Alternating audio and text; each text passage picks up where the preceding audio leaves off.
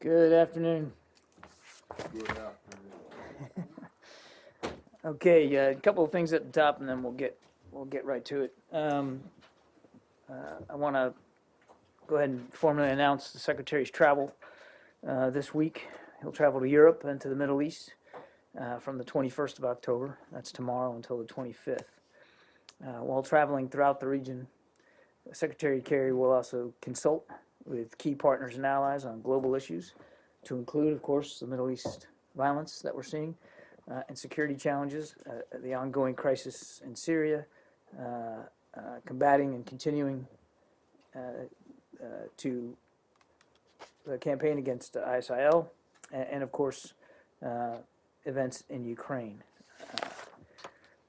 On the Congo, the United States strongly condemns today's violence in the Republic of Congo and urges all parties to immediately exercise restraint. So far, there are 2 confirmed deaths, reports of more, and dozens of injured. We strongly encourage opposing sides to come together in dialogue to defuse the situation and to seek true consensus on a way to move forward without further bloodshed. The violence broke out during opposition protests against a proposed 25th October constitutional referendum that would overcome immutable term limits and allow the incumbent, President Sassou, to stand for another term. As before, we believe peaceful, free, and transparent transfers of power, respecting existing term limits, are essential to democratic development and long-term stability. We call on President Sassou to postpone the referendum, to defuse the current situation, and allow for dialogue and discussion. I also want to make a personnel announcement. The Secretary is pleased to announce the arrival of Ambassador Susan Coppage, who will direct the office to monitor and combat trafficking in persons, which leads our global engagement against human trafficking. Ambassador Coppage is exactly the right person for this job and has been at the front line serving as Assistant United States Attorney in the Northern District of Georgia for more than 15 years, where she prosecuted more than 45 traffickers and assisted over 90 victims. She's also trained international and local law enforcement and worked with the United Nations Office on Drugs and Crime. Ambassador Coppage, embodies the administration's commitment to fight human trafficking both at home and abroad, and we welcome her to the State Department team today. On Canada, the United States congratulates Prime Minister-designate Trudeau and the Liberal Party on their victory in yesterday's national election. We look forward to working closely with Prime Minister-designate Trudeau and his government to further enhance our close cooperation. The United States and Canada have, and we certainly have every expectation will remain the closest of friends and allies and partners. Together, we will continue to work to advance shared prosperity and security and to cooperate across a range of global issues, including joint efforts to promote trade and global economic growth. With that, we'll start. Let's start with the trip. Can you be more specific? Europe and the Middle East is a bit vague. Sorry. Yes. No, actually, I'm not really able to go into too much more detail right now, Matt. You've heard the Secretary talk over the last few days about meetings that he intends to have, and you can imagine, given the scope of foreign leaders he's going to meet with, wants to meet with, and balancing schedules, that there's still some work to be done in terms of exact venues. So I think you can expect a stop or two in Europe. I think you can expect at least a stop in the Middle East somewhere, but exactly where and the times, we're still working that out. Can you tell us who, if you can tell us where? Well, the Secretary spoke to this himself. I mean, he expects to be able to meet on this trip with Prime Minister Netanyahu. He expects to meet with President Abbas. He expects to meet with Foreign Minister Lavrov, and he's also looking forward to a session with the foreign ministers of Saudi Arabia, Turkey, Russia, and Jordan as well. So there's a lot of work to be done, but the exact schedule we're still working out. Have the Russians, the Secretary this morning said in public that he would, he said, I will meet with. So have the Russians yet agreed to that five-way meeting that you just described of the foreign ministers? We expect there will be a multilateral meeting on Syria. The exact, again, specifics of it and participants we're still working out. But the Secretary talked about this in the past. Right now, I think it's looking more like Russia, United States, Turkey, and Saudi Arabia. But again, we're going to continue to work on this. On the Israeli-Palestinian part of this, yesterday in Madrid, the Secretary said that what was needed for the Temple Mount was more clarity on what the actual status quo is. Would the Secretary, would the State Department, would the administration like to see the status quo actually written down and codified someplace in more specificity than it currently exists? The Secretary certainly wasn't alluding to any desire to see more codification. What he was, I'm sorry? Any codification. I mean, No, the Secretary is not pushing for a written codification of the status quo. As I said last week, he believes the status quo is being maintained. He's grateful and welcomes the commitment of Israel and Jordan to that end. As he also said in Madrid yesterday, it's important that that maintenance continue and that all sides have a common view of what that is, and that's what he was referring to. well, right, but wouldn't something in writing allow all the sides involved here, all three, the Jordanians, the Israelis, and the Palestinians, to know and to be able to know exactly, precisely what the status quo is, and so that you can judge whether or not there has been some kind of breach of it. Again, we continue to believe that it's being maintained. The Secretary is not pushing for a written codification. So what is he trying to? What is he going to try and do then? His purpose for the trip, and he talked about this morning, that is to try to find ways to help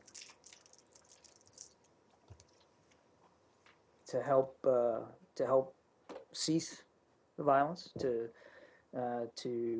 urge calm, and to try to facilitate ways in which we can move forward. But he's been appealing for calm. So is everybody else, for that matter.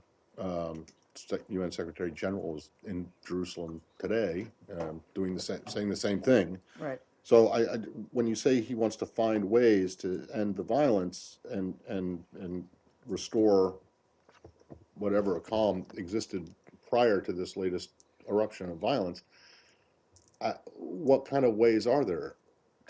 What exactly is he thinking about? Well, look, I'm not going to get ahead of specific agenda items and discussions that haven't happened yet. He believes it is important to go now because of the violence and the unrest, and because of the implications to regional security because of it, and to have these discussions with the leaders. To not just to urge calm and for an end of violence, but to try to get at potential solutions for to achieve those outcomes. What exactly that's going to look like, But a potential I don't solution in the view of the Secretary, in the view of the United States, is not a written down rules of conduct for what happens on the Temple Mount or I think I've answered the question. So He's not looking for. he's He's not looking spoke for. about getting to the basics of the status quo. He used the word basics in his speech this morning. What are the basics of the status quo in the view of the State Department? The status quo has been in effect. It's being maintained. He wants to return to the basics of. He's implying that something less basic, more complicated is developed. I think the Secretary's been clear.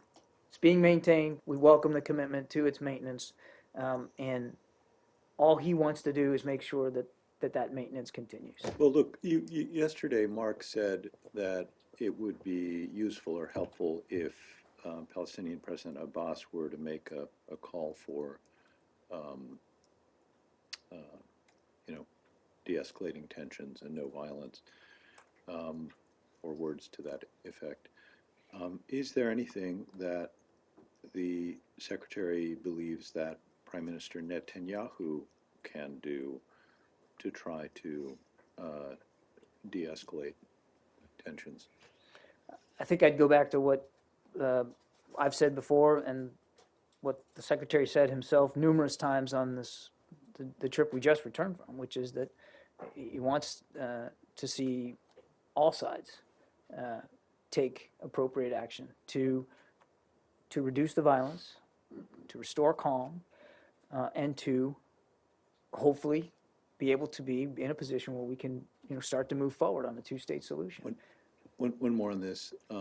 There are, some Palestinians feel that visits to the Temple Mount Haram al-Sharif broader area are by members of the Prime Minister's coalition are provocative acts. Would it be helpful if the Prime Minister sought to discourage members of his coalition from visits that are, whether they are provocative or not, are seen or taken as provocations? I'm not going to legislate specific actions from this podium to Prime Minister Netanyahu. Again, the Secretary's been very clear about what we'd like to see happen. It's certainly driving his desire to make this trip and to have these discussions. And again, what we want to see is the violence to end, for calm to be restored, and for nobody to participate in actions or rhetoric that just inflame the tensions and encourage more violence. On the issue of codification, isn't there something that goes back all the way to the British Mandate, as a matter of fact, on this issue? To the what? It goes all the way back to British Mandate. You talked about something, a codification or something akin to codification that actually was established by the British during the British Mandate. It goes all the way back. Then it was given to Jordanian custodianship and so on throughout all the time between 1949 and 1967 and so on. Isn't there something written in this case on? Saeed, I'm going to have to yield to you Okay. and your greater All sense of the history here. Okay. I Fair think enough. I've answered the question Yeah. in terms of written codification and where the Secretary's head is. Fair enough. Just to follow up on Rashad's points, I mean, is there something that you would want the Israelis to do? For instance, today a sniper shot and killed the Palestinian in Gaza, which is way across. I mean, they're behind the fence, so they're using, you backtracked the other day from use of excessive force.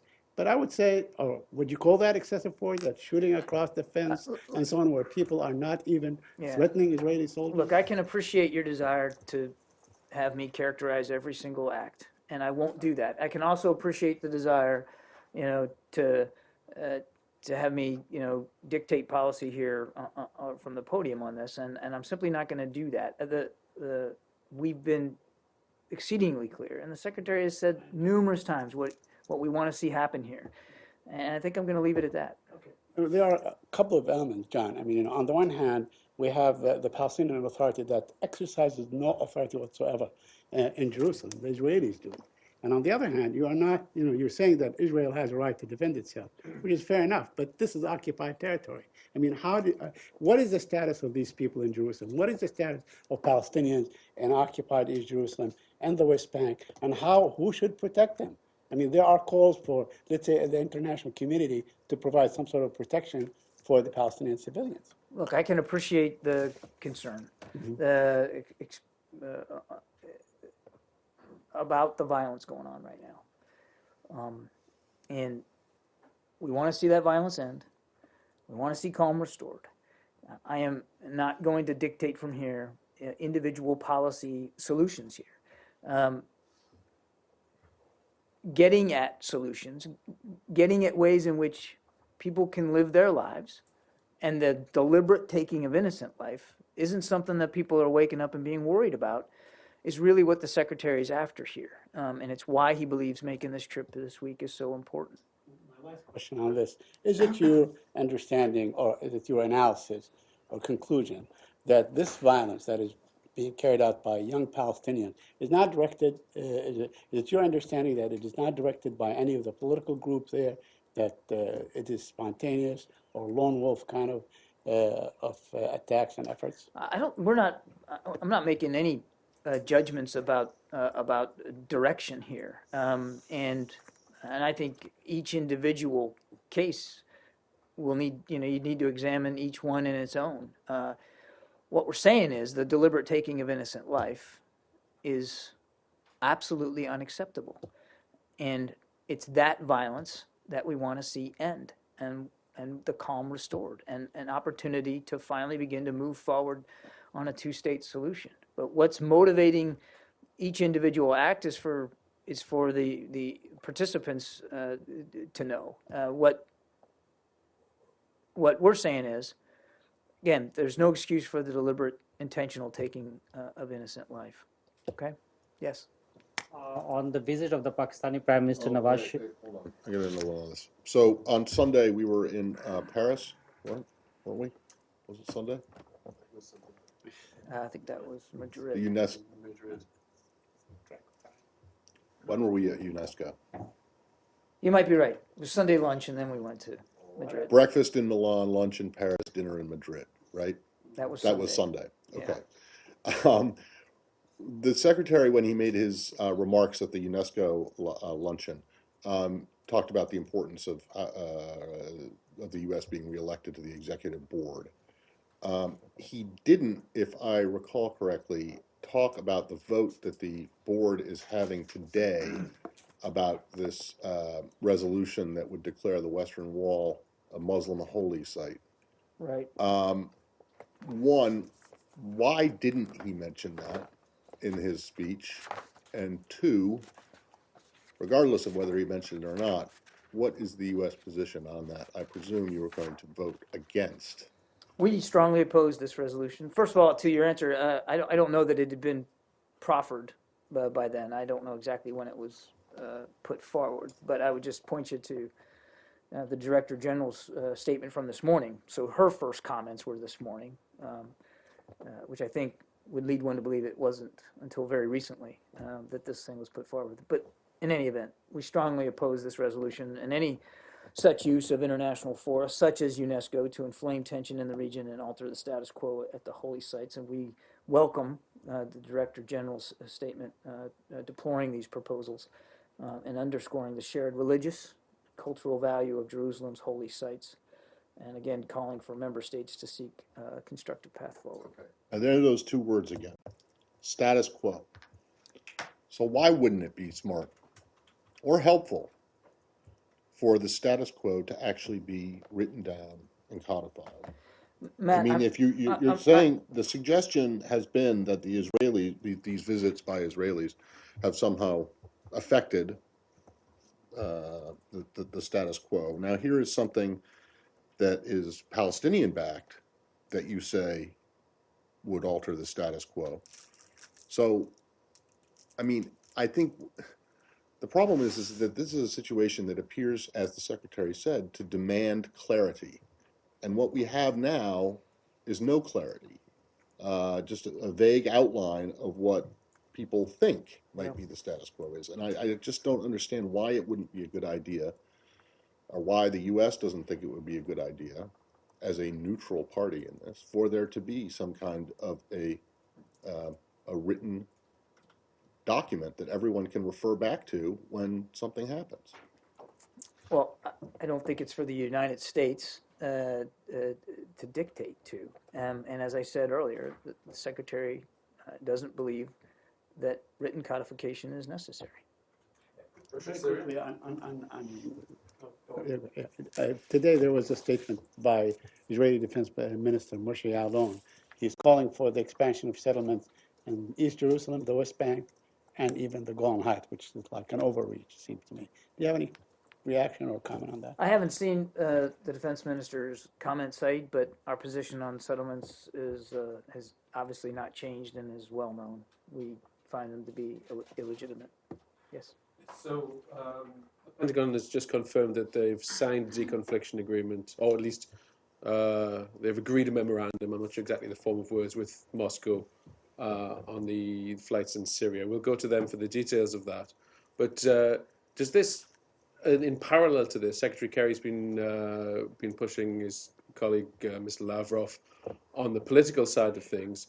Now that the military side of things is out of the way, does that bring that a step closer, or does that take the pressure off? Does this have any effect on the way things are being pursued from this office? It's not going to change his focus on trying to move forward towards a political transition in Syria and to continue to have discussions with Foreign Minister Lavrov to that end. In fact, I just talked about some of the meetings we expect him to have on this upcoming trip for the remainder of this week. If it's, and again, I'll let the Pentagon speak to the specifics of it, but obviously if it's fully implemented and Russia abides by what they've agreed to, that will at least ensure the safety of coalition pilots.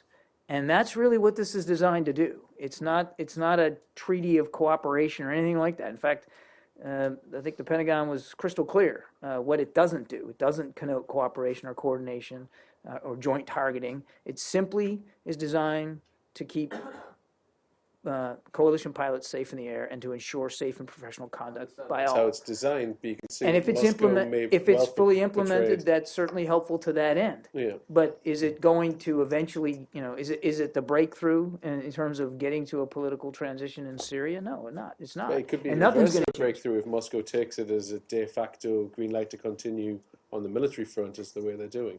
Well, I can't speak for how the Russians are going to take it in terms of what they think it frees them up to do. Nothing has changed about our position that there can't be a military solution to the civil war in Syria. And if you take a look at the targets they continue to hit and the support they're giving to the Syrian regime on the ground, it can only leave one to conclude that they are intent on propping up the Assad regime, which is only going to exacerbate the conflict, inflame the sectarian tensions, and lead to more extremism there and elsewhere in the region. So I don't think you're asking this, but let me just state unequivocally, the signing of this memorandum, while important to safe and professional airmanship, it does nothing to assuage our concerns about Russian military activities in Syria. And what would Secretary Kerry like to get out of Minister Lavrov when they see each other? Well, again, I'm going to leave it to the two men to talk, and then we'll have more to say after the meeting. I'm not going to get ahead on agenda items. I think it's obviously clear that they will be talking about Syria. I fully expect that they will talk about Ukraine as well. But in a broad sense, what we like to see is for military support to the Assad regime to stop. And if they want to have a role constructively against ISIL inside Syria, well, that's a discussion too that the Secretary would be willing to have. So far, their actions to date don't imply at all that they're serious about going after ISIL, because that's not really what they're hitting.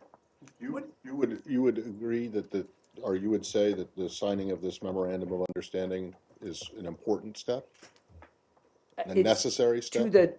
It's to the degree that it can help ensure safe and professional airmanship and avoid mishaps in the air. I would say that's important, yes. So a written document is a good thing to have. Matt, What? Matt, I'm sorry. I know. I certainly appreciate the round-robin effort to get at this. I've answered the question. I understand you I've answered have, the but I question. understand that you've answered the And question. to but compare a memorandum of understanding for That's- safe and professional airmanship over a certain chunk of sky, to compare that with the status quo on Haram al-Sharif and the Temple Mount, I think is a little bit This of a stretch. memorandum of understanding basically says that pilots should use common sense in avoiding hitting each other, correct? I don't know what the exact text is. It's a Defense Department document. Does it have a name? The memorandum of understanding. You'd have to call the Defense Department. I don't know that there's a name for it. So is it like open sky? I mean, each sort of you wing it? Again, No you're pun asking me intended. questions I'm not qualified to answer. It's a Defense Department document. It's a Defense Department agreement, and I'd point you to them to speak to it.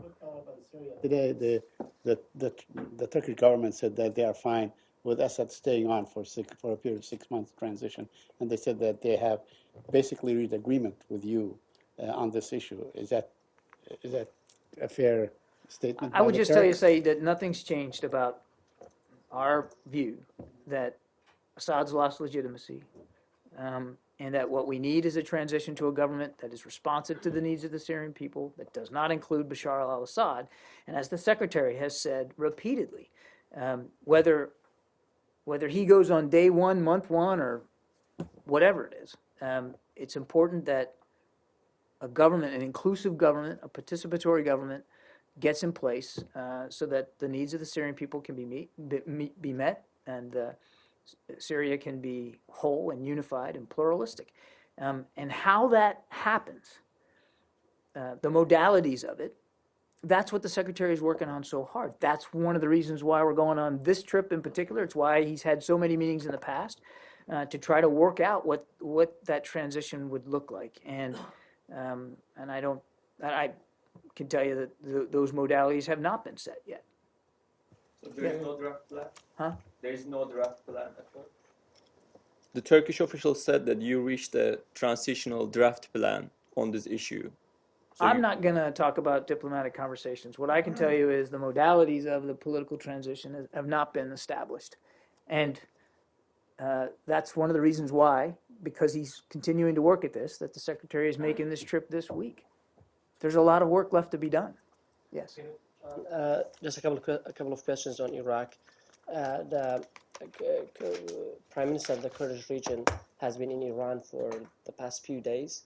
He has been seeking Iran's assistance to help resolve the political turmoil in the region.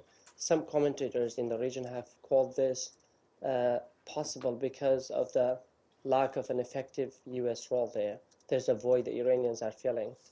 Do you agree with that? A lack of effective role in Iraq? In the region, specifically in the Kurdish region, the United States has not been playing an effective role to solve this domestic problem, and the Kurds are now feeling that they have to reach to the Iranians to solve that problem. Well, I won't. Certainly, they have the right to speak to who they want to speak to. But I absolutely would completely disagree with any assumption, perception, or assertion that the United States is not playing an important, indeed leading role in the coalition efforts against ISIL. And look at the ledger. Just look at what we've done. I'm talking about the political crisis that is in the region over the position of President Barzani. I think we've talked about this many, many times. These are internal political decisions that need to be worked out. When we talked about this before, we were certainly invited to some of the early discussions, and we're grateful for the invitations, and we went. But ultimately, these are decisions that local politicians have to make, and we respect that. And the support that we are giving to Iraq is through the government in Baghdad, and we'll continue to do that. Okay, it's domestic, but one last question. You seem to be taking side when it comes to practical steps in the region. For example, yesterday, General Joe Dunford was in Kurdistan. He openly called Barzani Mr. President, while domestically, a lot of people believe that his mandate is over. Why would a high-ranking We've talked US about this. official call him president?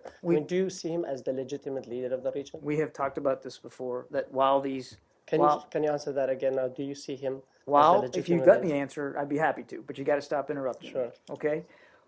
While these discussions are ongoing, he is still fulfilling that role, and so he is considered to be the president while this is ongoing. But ultimately, these are decisions that Kurdish politicians have to work through, and I've said that before. Okay? Sure. What is your reaction about the latest developments with relation to the major independent television station, Rustavi 2? After yesterday's court hearing, there is a growing consensus in Georgian society that the critical voice of Rustavi 2 can be silenced already this week. The critical voice of, I'm sorry? Critical voice of this television station can be silenced already this week. Yeah, look, we've talked about this before. I think Mark talked about this as well. I mean, we're watching this closely. Our position on media freedoms remains the same, and we're watching this closely. Yeah, Thank you. Venezuela? sure. Okay.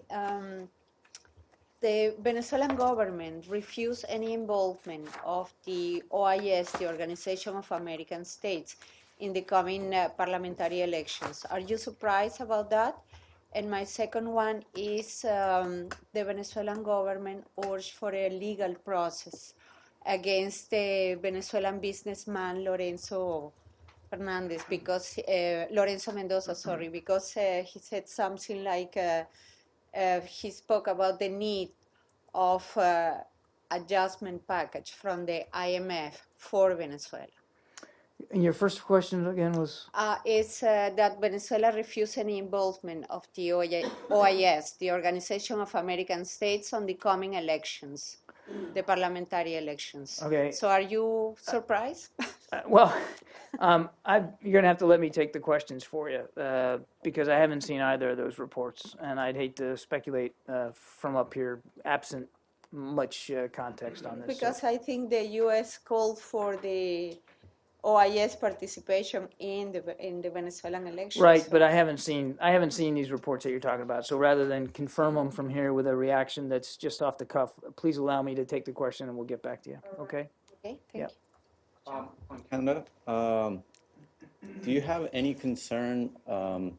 The Prime Minister designate Trudeau has been a little bit cautious about the TPP. Do you have any concern that it would affect the process moving forward? Well, I would just tell you that the Secretary remains confident that the TPP is a good thing, not just for our economy, but for the shared prosperity of all the participants. And as I said before, looks forward to seeing the agreement put in force. The approach that Canada takes is for the Canadian people to determine, but it's not going to change regardless. Nothing's going to change about our commitment to it. Yeah. Macedonia? Actually, I have time for another question. Okay, it looks like we have a consensus to stay on Canada for a bit, but I can't believe that you have a Canada question. Oh, it's international. Kind of what he said, but on the issues of security. Are you concerned the new government may not be as supportive of security issues like the mission in Afghanistan and the extension of? Well, I would just say, in the fight against ISIL. I'd say, first of all, we're very grateful for Canada's close partnership and friendship. And we have stood shoulder to shoulder with Canadian armed forces for more than the last decade, particularly in fights in Iraq and Afghanistan. But obviously, going forward, these are all decisions that the Canadian people have to make and Canadian legislators have to make. And their new prime minister. And we respect that process. That's the way democracy works. We are grateful and proud of our close friendship and alliance, quite frankly, with Canada. And as I said at the outset, we have every expectation that close friendship and partnership will continue. I wanted to just follow up on the Secretary's comments this morning about Keystone, and your counterpart at the White House spoke to it as well. I don't want to ask about the timing or the substance, but if you could just remind us about the process. The Secretary makes a decision and a recommendation, and then he sends that to the White House. Can you just talk us through what happens? The Secretary will, and he's talked about this. I mean, he'll